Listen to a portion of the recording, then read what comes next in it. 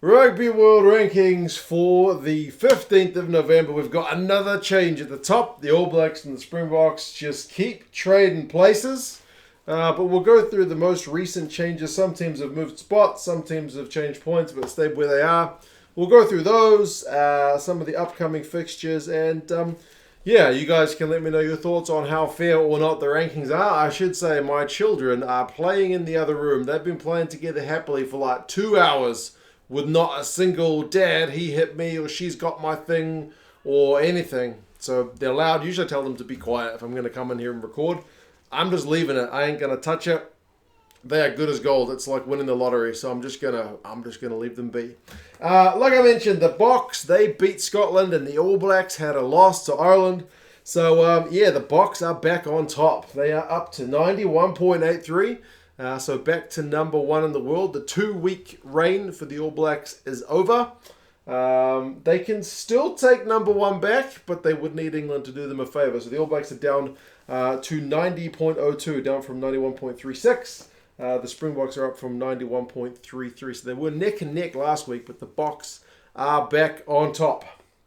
England and Ireland are also up with their wins, mainly due to the fact that the Australians lost. They lost to England, so kind of always going to be the case that if the Aussies lost, they were going to drop that third spot, and so it is the case. So 86.61 for England.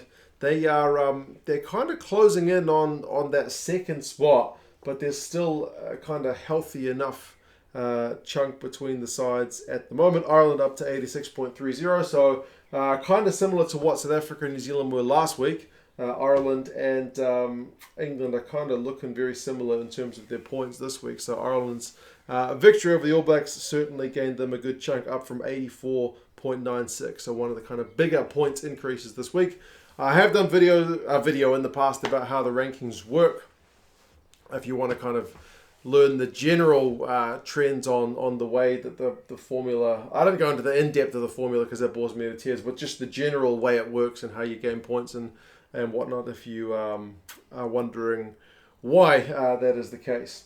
Wallabies, like I mentioned, down 85.09, down from 86.26. So they're on a bit of a losing run now. After their victory over Japan, after the Rugby Championship, they have since lost both their games over in Europe, Scotland and now England. So if you lose, man, it's just going to see you drop. It's the way it goes. France didn't take any points in their win off Georgia. So Georgia have been on like 73.73 for weeks and weeks and weeks and weeks and weeks, but that could be changing. It will change next week, absolutely. Scotland lost points with their loss to South Africa, but still in 7th. And Argentina finally managed to gain some points after ending their big losing run. They beat Italy, so took...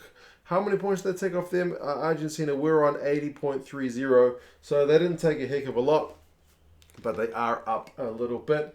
Other sides on this side are all kind of in their same spots. Wales took some points off Fiji, but not enough to move up. Likewise, Japan took 0.04 off Portugal in their win. Fiji lost points to Wales. Georgia the same. Samoa hasn't played. As I mentioned, Italy lost points. Tonga didn't play, but they are playing Romania next, which could be a pretty interesting one. Those kind of ones where the teams are neck and neck on the log are always a little bit more spicy. So yeah, it has been kind of a busy week. Off the board, Uruguay's in 17th, USA 18th, Portugal 19th, and so on. Canada's gone up to 22nd. They had a win. A bit of a feel-good one for them after a bit of a miserable one, not qualifying for the World Cup. So, what can happen with the upcoming fixtures this week? Well, Italy can take points off Uruguay when they play them, but not a lot, so they're probably not going to move any spots. Scotland are playing Japan. I don't think Scotland's going to pass France somehow, even if France lose and Scotland win. France are playing New Zealand, like I mentioned, and New Zealand will only pass South Africa if South Africa lose. So there is a chance for them to kind of swap back. I think there's a potential situation where England could take second spot, but it would take the All Blacks losing by 16 or more to France and England beating South Africa by 16 or more. So it's highly unlikely, but it is still mathematically possible as far as I'm aware. Georgia, like I mentioned, they're taking on Fiji, so there will definitely be some points exchange there. Georgia are not going to be on 73.73 forever. It's been like, I don't know, 6 months maybe. It's been a very, very long time. Wales and Australia, I think Australia could drop down to 6th if they lose.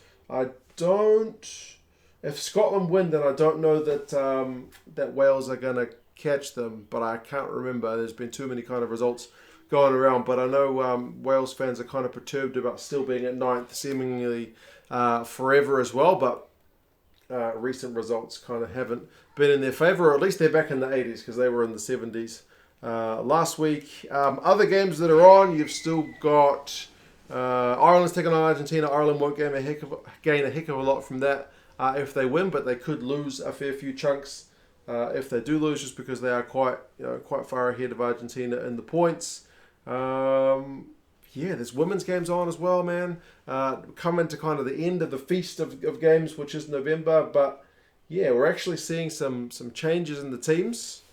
Is this a fair reflection? Like Australia's drop, people said they were too high when they were third. They were on like a 5-game winning streak. Have they been found out a bit, or is it just kind of injuries and unavailable players that's kind of taken its toll?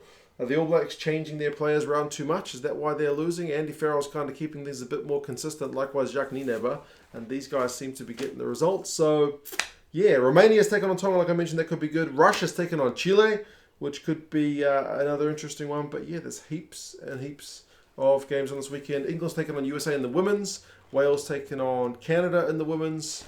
So, yes, lots to speak of. But, main point. South Africa is back to number 1. Australia's down to 5. New Zealand's down to 2.